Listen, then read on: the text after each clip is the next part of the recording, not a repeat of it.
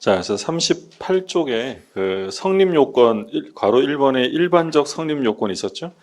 동그라미 1, 2, 3번에 당사자, 목적, 의사표시 세 가지고요. 그 2번에 효력 발생 요건인데 그 괄호 1번, 그 일반적인 것만 보세요. 일반 효력 요건에 동그라미 1번에는 능력죠. 권리 능력, 의사 능력, 행위 능력을 얘기한다고 했고, 그래서 의사 무능력자 법률행위는 무효고 제한 능력자는 취소할 수 있다. 취소하면 소급하여 처음부터죠. 무효가 되고요. 2번 목적의 네 가지 확정 가능, 적법, 사회적 타당성이 있어야 되고요. 3번에 보시면 의사와 표시가 일치해야 되고 하자가 없어야 한다. 그래서 밑에 이제 보충이라고 해서 권리 능력, 의사 능력, 행위 능력에 관한 설명을 해놨는데 시험 범위가 아니기 때문에 따로 안 보셔도 돼요. 아까 보셨던 것만 이해하시면 되고. 자, 그러면 이제 40쪽에 법률행위 목적이 나옵니다. 그러니까 네 가지가 나오겠죠. 확과 적사인데, 그러니까 1번의 확정부터 보시죠. 여기서는 첫째 줄 가운데 보세요. 첫째 줄 가운데 줄 그어두시면 법률행위 성립 당시에 이미 확정되어 있어야 하는 건 아니고 늦어도 법률행위 내용을 실현할 당시, 그러니까 이행할 때까지 확정할 수 있으면 된다. 그러니까 만약에 지문에 성립 시에 모두 확정되어야 한다라고 하면 틀리는 거죠. 자, 제목 한번 볼까요? 판례 제목 보면 매매계약 체결 당시 가격을 정하지는 않았으나 확정하지는 않았으나 확정 방법과 기준을 정한 경우에 그 계약의 성립 여부 괄호에 적극. 그러니까 우리 이제 판례에서는요. 적극이라고 써 있으면 긍정한다, 인정한다는 거고 만약에 소극이라고 써 있으면 부정한다 이런 의미예요. 상관없다는 거죠. 그러니까 이제 예를 들어서 보면 보통은 매매 계약할 때 이 부동산과 그리고 가격을 얼마로 할지 처음에 성립할 때 확정되는 게 보통이에요. 근데 얘네들은 어떻게 계약을 했냐면 이 A 부동산을 파는데 2달 있으면 공시지가가 발표가 된대요. 그럼 공시지가가 발표되면 발표된 공시지가의 200%로 매수한다라고 두 사람이 합의를 한 거야. 그러면 계약을 할 때는 얼마라는 게 확정된 거야? 아직 안 된 거야? 아직 안 된 거죠. 근데 장래를 향해서 확정될 기준과 방법이 마련되어 있다면 계약의 효력에는 아무 상관이 없다. 상관없다는 거죠. 그 얘기하는 거고. 그 다음에 이제 가능성이 이번에 나오는데 의의 둘째 줄 가운데 보세요. 실현의 가능 여부는 사회 통념에 의해서 정해진다.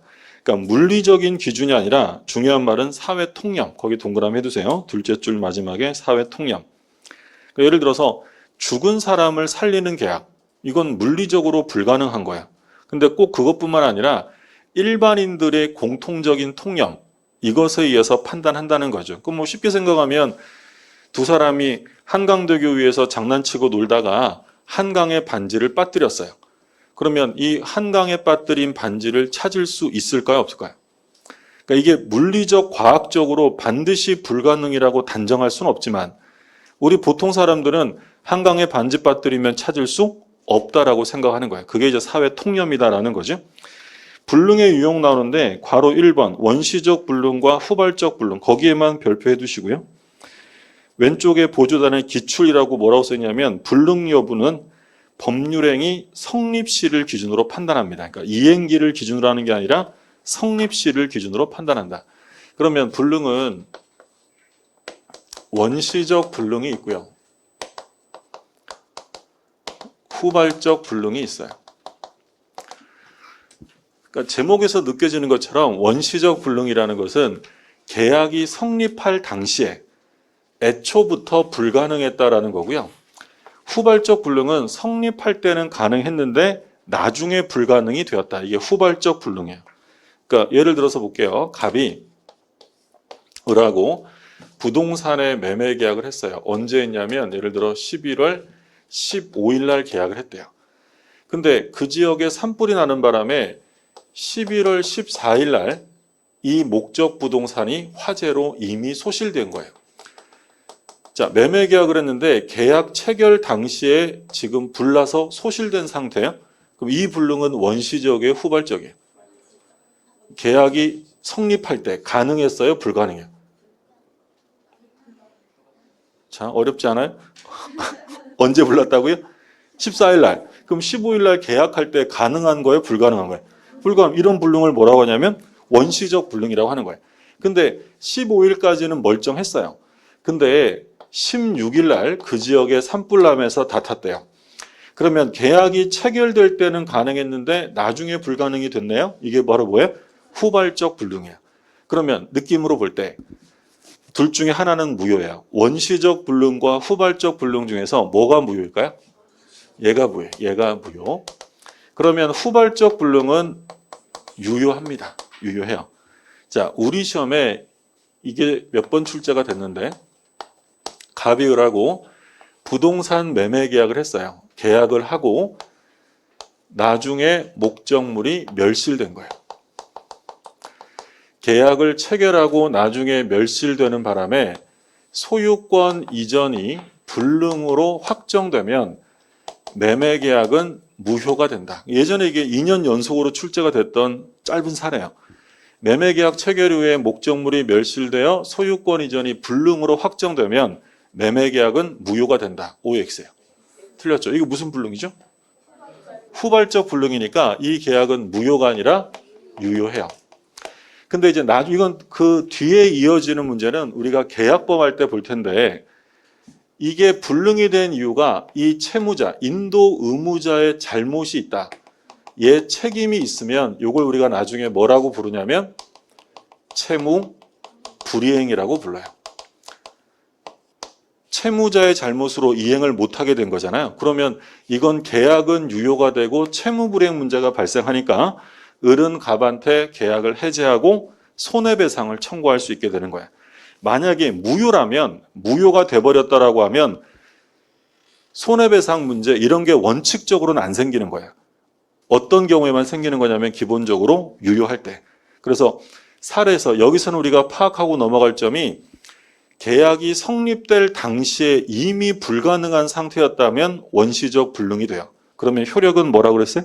무효. 근데 나중에 불능이 되면 계약은 유효하고 나중에 이제 채무자의 잘못이 있느냐 없냐를 따지게 돼요. 그거는 이제 나중에 계약법에서 공부할 거예요. 그래서 다음 페이지에 41쪽에 원시적 불능의 효가 후발적 불능의 효가 나와 있잖아요. 첫째 줄만 각각 보세요. 원시적 불능이 있으면 무효가 된다라고 되어 있고요. 3번의 기억에 보면 후발적 불능은 원시적 불능과 달리 무효가 되지는 않습니다. 밑에 괄호 2번에 뭐 전부 불능, 일부 불능은 참고로 보시면 되고, 자, 그 다음에 이제 적법성. 우리가 확정성 받고, 가능성 받고, 그 다음에 이제 적법성의 문제인데, 이거는 법률 규정의 문제예요. 법규가 있다. 법률 규정. 근데 이 법률 규정은 강행 규정이 있고요. 임의 규정이 있어요. 자, 그러면 어감상 강행 규정이라고 써 있으면 강행 규정이라는 건 위반해도 될까요? 지켜야 될까요? 지켜야. 말 그대로 강제하는 규정이고요. 임의 규정이라는 건 말 그대로 임의적인 기준을 세워둔 것이기 때문에 꼭 지킬 필요는 없어요. 그럼 바꿔서 얘기하면 임의 규정과 다른 의사를 표시했다. 임의 규정과 다른 의사를 표시했다면 어느 게 더 우선한다는 거예요? 이게 우선하는 거예요. 그게 임의 규정은 당사자의 약정으로 배제할 수 있다는 거죠. 뭔 소리냐 이게. 예를 들어서 볼게요. 갑이랑 을이랑 건물 임대차 계약을 했어요. 그러면 임차인은 임대인에게 차임을 줘야죠. 근데 이 건물 임대차는 차임을 언제 주는 거냐면 매월 말일날 주는 거예요. 매월 말일날. 왜 매월 말일날 주느냐? 우리 민법 633조에 규정도 있어요. 건물 임대차는 차임을 매월 말에 주라고. 근데 임차인이 뭐라고 하냐면 임대인 아저씨 나 말일날 되면 돈 없어. 15일날 드리면 안 될까요? 임대인이 그러세요라고 15일날 차임을 주기로 합의합니다. 그러면 을은 다음 달에 말일날 차임 줘야 돼요? 15일날 줘야 돼요? 15일날. 그러면 법률은 말일날이라고 정해져 있는데 당사자의 약정이 더 우선하는 거죠. 이런 규정을 뭐라고 해요? 임의규정. 그러니까 임의규정은 왜 둔 거냐면 당사자가 약정하지 않았을 때를 대비해서 둔 거고 당사자 약정이나 특약이 있으면 그 특약이 더 우선한다. 이게 임의 규정이에요. 근데 강행 규정은 당사자 약정으로 배제시켜서는 안 돼요. 지키라고 해놓은 거예요. 근데 이 강행 규정은 다시 효력 규정과 단속 규정이 있어요. 그러면 차이점 뭐냐면 효력 규정에 위반되면 그건 무효예요. 말 그대로 무효과 관련되는 규정에 효력과 관련되어서 강행 규정에 위반되었다 무효예요.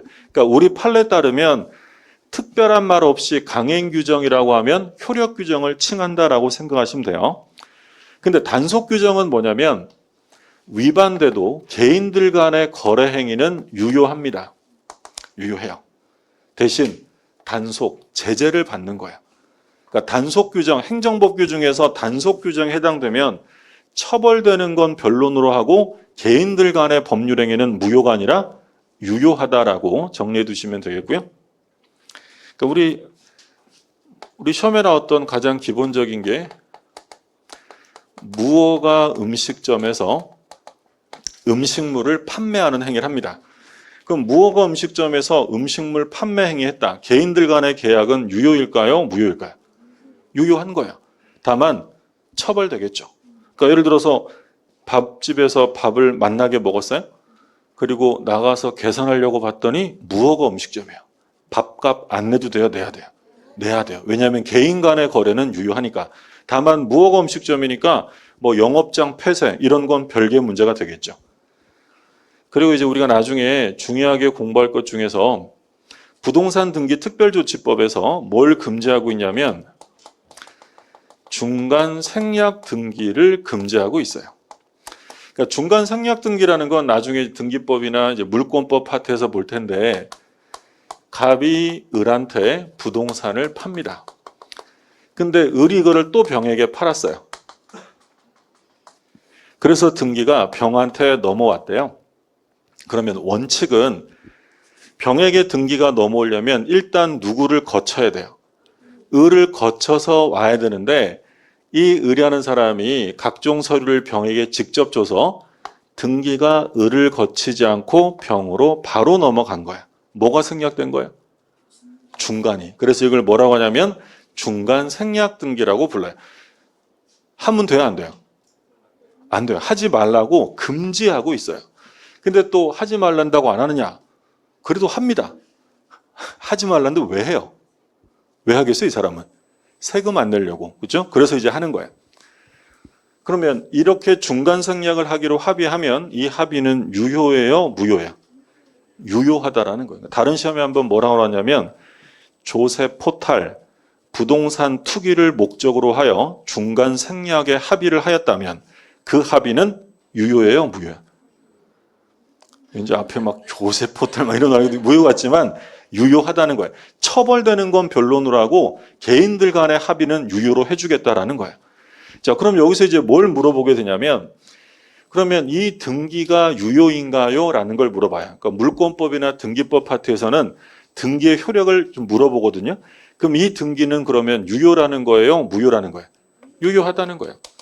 그러니까 우리가 이제 앞으로 등기가 유효냐 무효냐를 물어보면 등기가 유효하기 위해서는 등기에 부합하는 실체 관계가 존재하고 있다면 등기는 유효해요.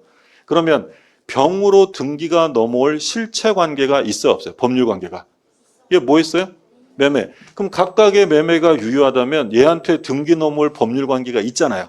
그러면 절차상의 하자는 치유되고 등기는 뭐가 되냐면 유효가 돼요. 이해되셨어요? 자, 분위기가 안 좋은 관계로 하나만 더 볼게요. 갑이 있어요. 갑이 을하고 매매를 합니다. 근데 매수인이 대금을 줬어요. 근데 매도인이 끝까지 등기를 안 넘겨주면 매수인 입장에서는 어떻게 해야 되느냐? 뭐 당연히 어떻게 해야 되겠어요? 소송해야죠. 갑을 상대로 소유권 이전 등기 청구 소송해서 판결 받아서 그 판결 가지고 등기하는 거야. 근데 소송하려니까 시간도 걸리고 돈도 들고 귀찮아요. 그래서 이제 을이 이제 어릴 때부터 미술을 되게 잘했어요. 집에서 만듭니다. 갑의 인감증명서도 만들고. 이게 지금 뭐 하는 거예요? 서류를 위조하는 거예요. 그럼 서류를 위조해 가지고 등기관에게 갖다 주니까 등기가 전부 다 서류가 다 구비되어서 등기관이 등기를 실행시켜 준 거야. 그럼 이건 위조 서류에 의한 등기가 된 거죠. 그럼 이 위조 서류로 등기가 된 이 사건에서 의뢰 등기는 유효일까요? 무효일까요? 유효하다라는 거예요. 유효하다. 왜요? 실체 관계가 있잖아요. 얘한테 등기가 넘을 법률 관계가 있어요? 없어요? 있죠. 그러면 등기는 유효해요. 그러면 물론 등기가 유효하다는 것이지 권장한다는 얘기는 아니잖아요. 형사처벌됩니다. 문서 위조했으니까. 근데 그건 변론으로 하고 등기는 유효한 거예요. 오해하시면 안 되는 게 시험에 뭐라고 그러냐면 갑의 서류를 위조하여 을 명의로 등기가 된 후 이렇게 써 있어요. 갑 서류를 위조해서 을 명의로 등기되었다. 이 등기 유효예요? 무효예요? 그 무효인 거예요? 문제는 제시된 대로 푸는 거예요. 뭐라고 제시가 되냐면 갑 서류를 위조해서 을 명의로 등기되어 있다. 그러면 실체 관계가 있어요? 없어요? 그런 말 안 써 있잖아요. 위조했다고 되어 있는데 문제를 그리면서 실체 관계가 있네. 이름은 틀리는 거예요. 그러니까 실체 관계가 있으면 있다고 분명히 써줘요. 매매를 했다, 증여했다. 그런 말이 없으면 위조 등기는 당연히 무효인 거예요. 무슨 말인지 되셨죠? 그래서 앞으로 우리가 공부할 때도 등기가 유효냐 무효냐라는 것은 그 등기에 부합하는 실체 관계가 있느냐 그거를 살피시면 돼요. 자, 이렇게 봤고요. 그럼 이제 우리가 나중에 내년에 우리 이제 시험에 합격을 하셔서 예를 들어 중개업을 한다고 가정을 해볼게요. 그럼 중개업을 하시면 이제 중개해 주면 당연히 뭘 받으셔야 돼요? 이제 예전에는 이제 수수료라고 불렀는데 법이 개정돼서 중개 보수를 받아야 돼요. 중개 보수. 그 지금 뭐 사회에서는 수수료라고 쓰죠. 복비 이러지 마시고 이제 배우신 분답게 보수라고 이제 표현하는 게 정확한 용어예요. 근데 이 중개보수는 내가 받고 싶다고 해서 무제한 받을 수 있는 게 아니고 법률로 중개사법에서 한도를 정해놨죠. 예를 들어서 어떤 이 정도 규모의 부동산이면 가격이면 예를 들어 법이 정하는 한도가 100만 원이었다고 가정을 해볼게요. 100만 원. 근데 제가 의뢰인이랑 말을 되게 잘해가지고요. 200만 원 받기로 합의한 거예요. 그럼 만약에 이 규정이 효력 규정이라면 200만 원 받을 수 있어요? 없어요? 효력 규정이면. 자, 100만 원까지 받으세요 라고 돼 있는데 이게 효력 규정이면 더 받으면 유효예요? 무효예요? 무효예요. 그럼 더 받을 수 없어요. 근데 만약에 단속 규정이면 받을 수 있죠? 유효니까 나중에 처벌되거나 이런 건 변론으로 하고 이게 유효가 된다는 거예요. 그럼 이게 효력 규정이냐 단속 규정이냐는 결국 어디서 결정할까요? 법원에서 합니다. 그러면 우리 법원은 요거 효력 규정이라고 했을까요? 단속 규정이라고 했을까요?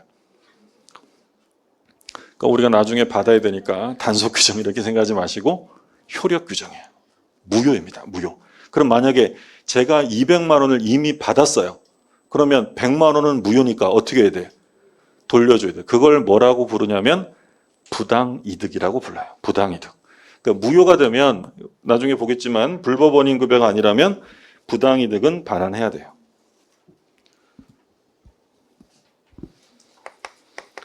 우리가 앞으로 부당이득이라는 말은 셀 수 없이 계속 쓰게 되는 표현입니다. 부당이득.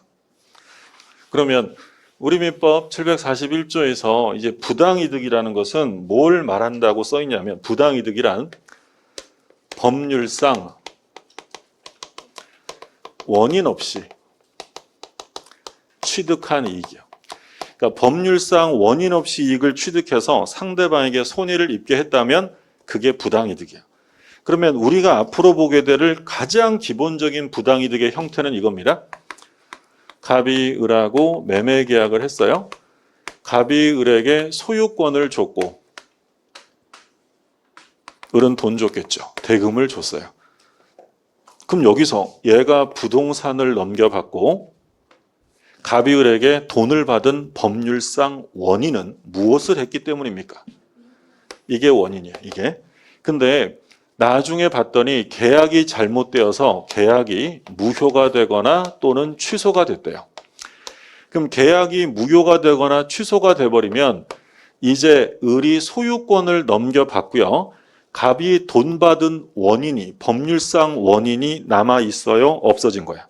없어진 거야. 그러면 이제 이것들은 원인 없이, 법률상 원인 없이 받게 된 거니까 전부 다 뭐가 되는 거야? 부당이득이요. 서로에게 되돌려줘야죠. 무슨 말인지 되었어요? 그러면 우리가 앞으로 공부할 때 계약이 무효가 되었다 또는 취소가 되었다 이런 말이 써 있어요. 그럼 만약에 무효가 되거나 취소가 됐는데 아직 이행을 안 한 상태예요. 그러면 앞으로 이행해야 돼요? 할 필요 없는 거예요. 할 필요 없는데 이미 이행을 했다면 이미 준 건 전부 뭘로 바뀌는 거예요? 부당이득으로 바뀌는 거예요. 자, 오늘 요 개념 꼭 정리하고 가세요. 이건 뭐 생각하고 자시고 할 게 없어요.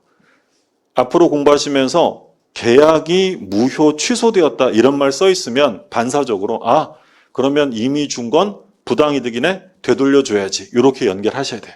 이건 단순한 사건이니까 무조건 무효 취소란 말 써 있으면 부당이득으로 간다.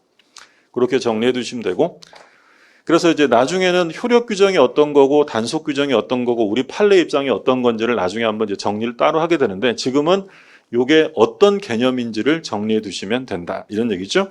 다음 페이지에 강행법규에서 1번의 효력 규정 한 장 넘겨보시면 2번의 단속 규정 이렇게 써 있고 지금은 뭐 세부적인 판례는 안 보셔도 되겠고요. 그리고 밑에 핵심이라서 43쪽의 가운데 강행법규와 임의법규라고 써 있죠. 지금 설명드린 내용도 써 있으니까 한번 보시고 자, 그 다음에 이제 마지막으로 사회적 타당성이 나옵니다. 확과 적사의 네 번째죠. 별표 3개 두시고 얘는 매년 출제가 돼요. 그러니까 요거 앞까지는 출제되는 때도 있고 뭐 안 되는 경우도 많은데 103조는 무조건 한 문제가 출제가 된다라고 생각하시면 돼요. 그러니까 공식적인 첫 번째 우리 시험 범위 102조까지는 시험 범위가 아니고 103조부터 자, 조문을 한번 볼까요? 103조. 선량한 풍속, 기타 사회 질서에 위반한 사항을 내용으로 하는 법률행위는 무효로 한다. 선량한 풍속, 기타 사회 질서에 위반되면 무효로 한대요. 그러면 제일 단순하게 출제하면 선량한 풍속, 기타 사회 질서에 위반한 법률행위는 이를 취소할 수 있다. OX예요. 취소가 아니라 아예 뭐예요? 아예 무효. 자, 지금 이제 103조가 나왔어요. 103조. 103조는 선량한 풍속, 기타 사회 질서에 위반하면 무효로 하겠다라고 정해놓은 거예요. 이 103조는 지금 읽어보신 것처럼 매우 추상적인 규정이죠. 반사회적 행위를 일일이 다 열거할 수는 없잖아요. 그러니까 이제 이런 추상적 규정인데 이런 규정을 소위 일반 규정이라고 불러요. 제왕적 규정이라는 말을 쓰기도 합니다. 제왕적이다. 그러니까 법조문 중에 짱이라는 거죠. 왜냐하면 너무 넓어서 걸면 걸릴 수 있기 때문이에요. 그래서 이게 너무 넓은 규정이라서 이제 일반인들이 볼 때는 그럼 도대체 뭐가 반사회적이야? 라는 의문이 있을 수 있기 때문에 우리 학자와 판례가 유형화시킵니다. 유형화. 그래서 인륜에 반하면 그러니까 윤리질서에 반하면 반사회적이다. 교재 다 순서대로 써 있어요. 그 다음에 정의관념에 반하면 무효다. 개인의 자유를 심하게 개인의 자유를 극도로 제한하면 무효다. 또는 생존의 기초를 처분한다. 생존의 기초를 처분하는 것은 반사회적이고 사행성이 심하면 이런 것들은 반사회적 행위로 봅니다. 몇 가지만 볼게요. 윤리질서에 반한다. 인륜에 반하는 행위로 반사회적 행위라고 시험에 나오는 건 첩계약이에요. 그러니까 첩계약이라는 건 뭐 어떤 건지 아시죠? 그러니까 배우자 있는 사람이 다른 이성과 동거하는 계약. 이게 저 첩계약이에요. 첩계약은 사회 질서에 반하기 때문에 무효가 돼요. 근데 우리 아내는 괜찮대요. 그러면 유효일까요? 무효일까요? 이건 무효예요? 이거는 개인적인 법익의 문제가 아니라 뭐에 관련되는 거예요? 사회 질서예요. 이건 일부일처제라는 당연히 기본 질서, 사회 질서에 위반되기 때문에 이건 반사회적 무효가 되는 거예요. 근데 첫 관계를 끝내면서 단절합니다. 첫 관계를 끝내면서 생활비나 또는 뭐 그간에 아이가 태어나서 양육비를 제공하기로 했대요. 요건 유효일까요? 무효일까요? 얘는 뭐 유효하다라는 게 아주 오래전 판례예요. 그래서 첫 계약은 당연히 무효인데 끝내면서 생활비나 양육비, 전별금 등을 지급하기로 하는 건 유효하다. 정의관념에 반하는 건 범죄라고 생각하시면 돼요. 대체로 누구 때려주면 100만 원 줄게 이런 것들은 다 반사회적이고요. 개인의 자유를 제한한다. 평생 시리즈들. 저는 평생 결혼하지 않습니다. 저는 평생 당신 회사에서만 일합니다. 이런 것들은 개인의 자유를 심각하게 제한하는 거니까 무효고, 또는 예전에 뭐 독신약관, 어떤 회사에서 직원들 입사할 때 각서를 쓰게 합니다. 혼인하면 퇴사함. 이런 것들은 전부 다 반사회적 무효고, 생존의 기초를 처분하는 것, 내가 버는 모든 것을 넣어줄게. 이런 것들은 반사회적이고요. 사행성이 심한 거, 이건 뭐겠어요? 사행성이 심한 것, 도박. 도박과 관련되는 것들은 반사회적 행위에 해당이 돼요. 그래서 지금 교재에 그 44쪽에 1, 2, 3, 4에서 쭉 나와 있죠? 참고로 보시면 되겠고, 45쪽에 이중매매 나오는데 이건 중요하긴 한데 지금 보실 건 아니고 다음 과정에서 볼 거고요. 그래서 46쪽까지 본 거예요. 사행성이 심한 행위까지 본 거예요. 5가지 범주를 받고, 그러면 다음 페이지에 이제 효과가 나옵니다. 효과. 그러면 반사회적 행위의 효력은 아까 뭐라 그랬어요? 취소가 아니라 무효예요. 무효. 그러면 이거 잠깐 볼까요? 47쪽에 1번 한번 보세요. 맨 위에 1번. 47쪽의 효과, 동그라미 1번. 반사회적 법률행위 효과는 무효. 원칙적으로 무효인 법률행위는 이행 전이면 이행할 필요가 없고, 여기서 끊으시고, 그러니까 아직 이행을 안 했으면 안 해도 되는 거야. 근데 그 다음에 보면 이미 이행된 것은 부당이득 반환의 대상이 된다. 아까 무효 취소 나오면 무조건 뭐가 나온다고 그랬어요? 부당이득이야. 근데 그 다음이 중요합니다. 다만 법률행위가 제103조 그러니까 반사회성에 해당이 되어 무효가 되면 부당이득 반환의 특칙으로서 불법 원인급여가 적용된다. 자, 불법, 우리 이제 평소에 안 쓰는 말이 나왔어요. 불법 원인급여. 동그라미 2번에 불법 원인급여 있죠? 제목에만 별표해 두시고.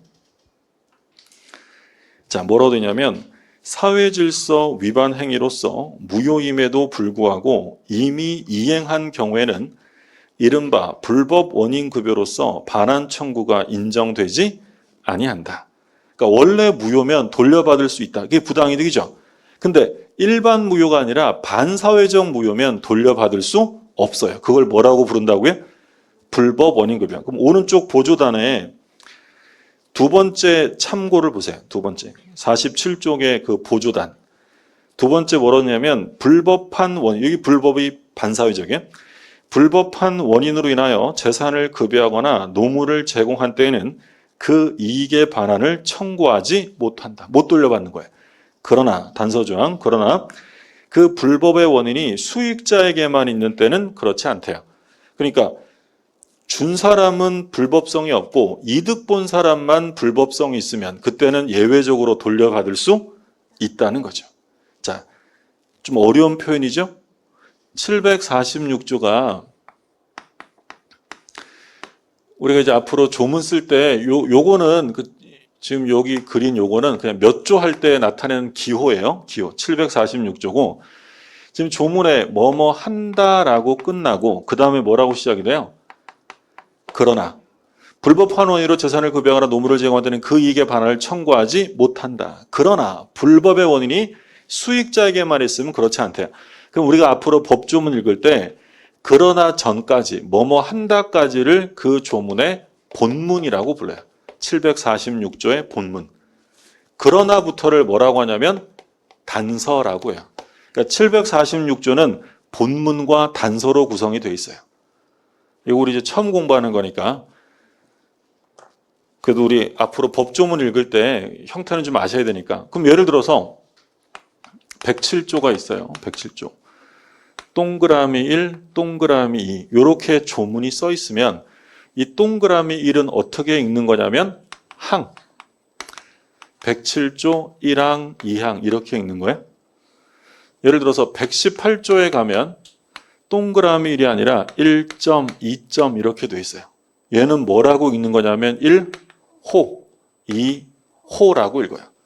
물론 시험에는 안 나오죠. 시험에 나올 리는 없는데 그래도 우리가 법 공부 시작했으니까 법조문 읽을 때는 이렇게 읽으시면 되고, 그리고 우리 민법에는 없는데 예를 들어 공법 같은 데 가면 엄청 긴 조문들이 있고 그래요. 그럴 때는 1호, 2호뿐 아니라 가, 나 이렇게까지 나오거든요.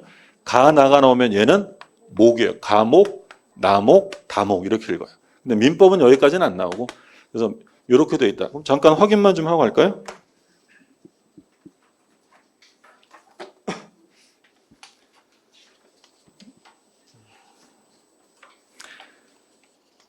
(107조만) 한번 보고 갈게요. 63쪽에 한번 보세요. 63쪽.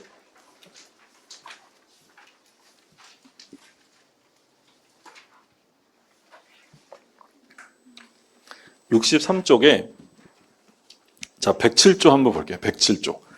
107조하고 동그라미 1 이렇게 되어 있죠? 이게 1항이에요. 1항. 의사표시는 표의자가 진이 아님을 알고 한 것이라도 그 효력이 있다. 그러나 이렇게 되어 있어요. 그러면 그러나 전까지가 뭐예요? 107조이랑 본문이에요. 그러니까 유효하다라는 거고, 그러나 어쩌고 저쩌고 하면 무효로 한다. 그러니까 본문과 단서 이렇게 되어 있고, 동그라미 2라고 되어 있으니까 얘는 뭐예요? 2항. 그렇죠? 이렇게 읽는 거고요.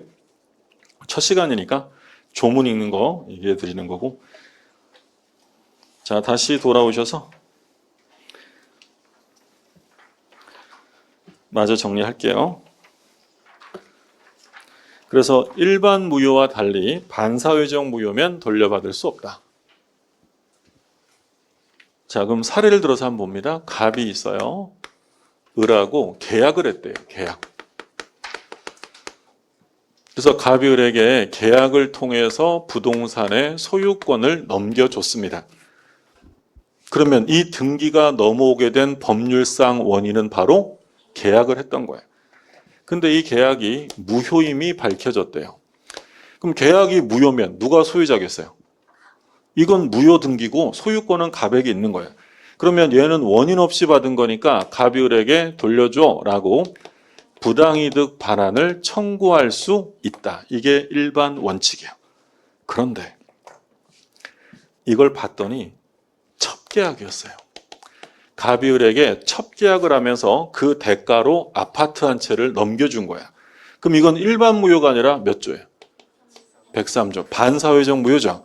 그러면 돌려달라고 할 수가 없다는 거예요. 이때는 부당이득에 대한 특별 규정으로 746조인 불법 원인급여가 우선 적용되기 때문이에요. 이해되셨어요? 그러니까 왜 이런 규정을 뒀을까요? 그러니까 이제 학자들이 말하기는 법은 불법에 조력하지 않는다. 법이 반사회적 행위를 저지른 사람을 도와줄 수 없다는 거예요. 그건 이제 고상한 얘기고, 우리가 그냥 흔히 하는 얘기로 하려면 얘 응징하려고 만든 거예요. 야, 너 왜 반사회적 행위를 저질러? 돌려받을 생각은 하지도 마. 이게 746조의 취지. 만약에 이런 규정이 없으면 이런 반사회적 행위를 할 사람들을 막기가 어려워진다는 거예요. 만약에 일반 원칙이 적용되면 갑은 어떻게 해요? 나중에 첩계약하고 살고 있다가 나중에 무효네 이러면서 어떻게 돼? 돌려받겠죠. 갑은 또 어떻게 해요? 또 딴 데 가가지고 첩계약하고 주고 또 나중에 무효네 받고. 한 번 한 사람이 두 번 안 할까요? 이런 일을 막아야 되기 때문에 아예 못 돌려받게 금지시킨 거예요. 그걸 뭐라고 불러요? 불법 원인급여예요. 자, 그러면 여기서 이제 이어지는 문제를 볼게요.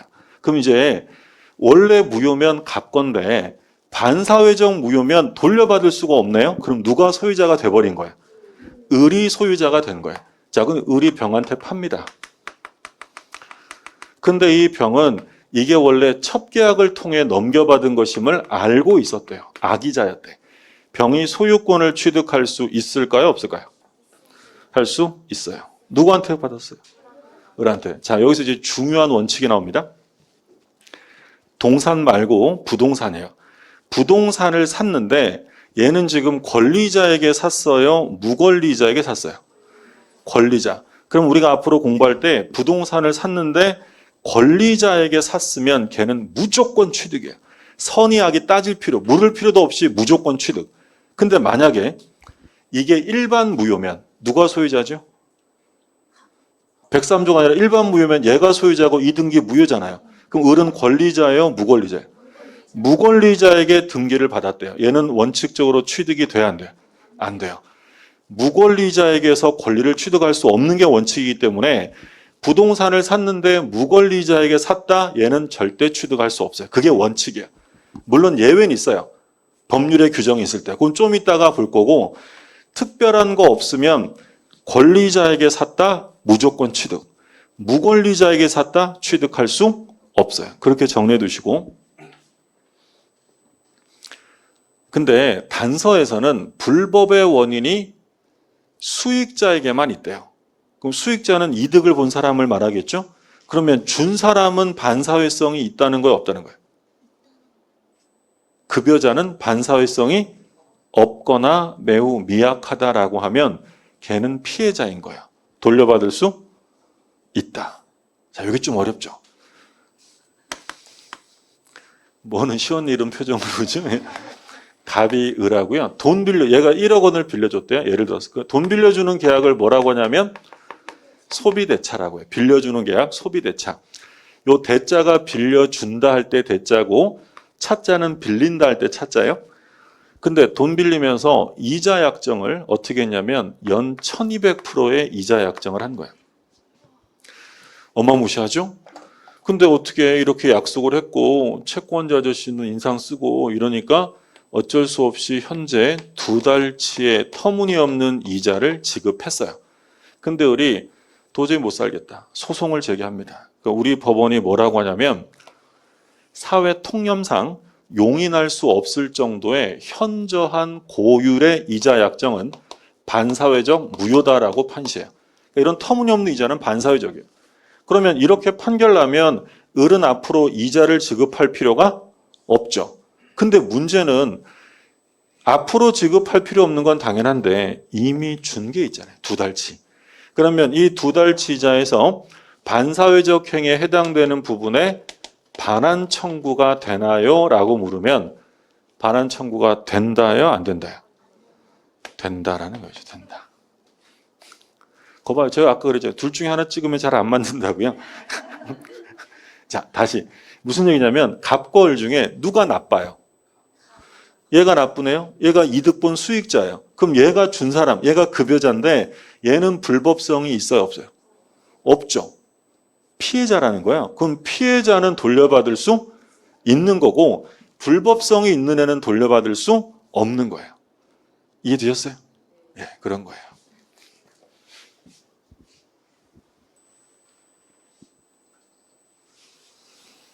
예를 들어서 자, 이건 시험에 안 나와요. 시험에 안 나와요. 형사사건이라서 시험에 안 나오는데 옛날에 어떤 사건이 있었냐면 갑이라는 사람이 있는데 이 갑과 을이 이제 부부였는데 이 남편이 일하러 나갔다가 너무 많이 심하게 다쳤어요. 병원에 계속 있어요. 그러니까 이 갑이 이제 그 생활비나 뭐 애들 교육비, 양육비 때문에 다방에 나가서 이제 일을 했어요. 근데 A라는 사람이 누구냐면 이 악덕 포주예요. 악덕 포주. 이 악덕 포주가 갑에게 접근을 해서 당신 남편 언제 일어날지도 모르는데 그 다방에서 일해봐야 돈 몇 푼 벌어. 나랑 일하자. 그러니까 윤락행위를 하자는 거예요. 성매매를. 그래서 돈 받은 거 5대5로 나누자라고 얘가 꼬드기는 거야. 그래서 생활고에 못 이긴 갑이 그 꼬드김에 넘어가서 이제 성매매를 한 거야. 근데 이제 문제는 뭐가 생겼냐면 얘 이름이 뭐라고요? 악덕포주예요. 이름답게 이 50%를 갑에게 안 주고 지가 다 먹어버린 사건이에요. 그러자 갑이 A를 상대로 횡령죄로 고소한 사건이에요. 그러니까 이건 민사예요, 형사야? 형사사건이야. 그러니까 시험에 나올 리는 없죠. 근데 여기서 이제 문제가 된 게 뭐냐면 불법 원인급여 문제예요. 자, 여기서 횡령죄라고 하려면 이 50%는 누구 거야 돼요? 갑 거야 되죠. 만약 이게 다 A 거면 횡령이라는 건 남의 돈을 꿀꺽해야 횡령이지 자기 거면 횡령이 아니잖아요. 그러면 이 사람의 횡령죄가 성립되려면 이 갑이 50%의 반환 청구권이 있어야 돼요, 없어요? 있어야 돼요. 근데 문제는 갑이 반사회성이 있어요, 없어요? 있죠. 있어요. 성매매방지법이 금지하는 반사회적 행위를 저질렀잖아요. 불법성이 있대요. 얘는 어때요? 얘 불법성은 엄청나죠. 있다만하다는 거, 있다만해. 그러면 지금 얘가 훨씬 더 불법성이 강하고 높다면 얘가 상대적으로 피해자가 되는 거야. 그러면 이 불법성이 미약하거나 없는 사람은 얘한테 돌려받을 수 있다는 거야. 그러면 결국 50%는 누구 거야? 갑 거죠. 횡령죄가 성립된다라는 게 판례. 그러니까 불법성이 심한 사람은 당연히 못 받아요. 근데 불법성이 아예 없거나 미약한 사람, 이런 사람들은 오히려 피해자로 취급할 수 있으니까 이런 경우에는 돌려받을 수 있다라는 거예요. 정리되셨어요? 자, 그럼 결국 지금 쭉 얘기한 게 뭐냐면 일반적인 무효면 돌려받습니다. 그걸 뭐라고 불렀어요? 부당이득, 부당이득이죠? 부당이득이라고 불렀어요. 근데 이게 일반 무효가 아니라 만약에 반사회적 무효면 불법 원인급여가 적용되어서 돌려받을 수 없다라는 거야. 그게 이제 103조와 746조와의 관계. 밑에 내용은 지금 안 보셔도 되고 48쪽과 49쪽에 판례들이 엄청 써 있죠. 매년 한 문제가 나온다고 했는데 가장 기본적으로 출제되는 게 여기 써 있는 판례 가지고 반사회적인가요? 아닌가요? 찾으세요라는 거예요. 지금은 안 보셔도 돼요. 나중에 되면 어렵지 않게 풀 수 있는 거예요. 그러니까 가장 기본적인 시험은 뭐냐면 다음 중 보통 얘가 제일 41번으로 나오는 경우가 보통이에요. 첫 번째 문제로 다음 중 반사회적 행위에 해당되는 것을 고르세요. 그러면 박스하고 기억, 니은, 득을 하든지 아니면 1, 2, 3, 4, 5에서 찾는 거예요. 근데 대부분은 딱 읽어보면 반사회적 행위의 느낌이 물씬 납니다. 대부분은. 그러니까 시험에 나오면 좀 애매한 것들, 이런 것들을 이제 출제하겠죠. 예를 들어서 공무원이 직무와 관련돼서 돈 받기로 했대요. 반사회적이 아니에요. 반사회적인 거겠죠. 또는 수사기관에서 허위 진술을 하고 돈 받기로 했대요. 반사회적이에요. 보험금을 부정 취득할 목적으로 뭐 사람을 어떻게 했다. 이거 어떻게 되겠어요? 반사. 대부분 다 반사회적인 것들은 느낌이 나는데 나중에 이제 아닌 것들 몇 개만 좀 조심하시면 돼요. 지금은 뭐 세부적으로 안 보셔도 되고, 그 다음에 이제 불공정 행위 나오는데 좀 쉬었다가 보시죠.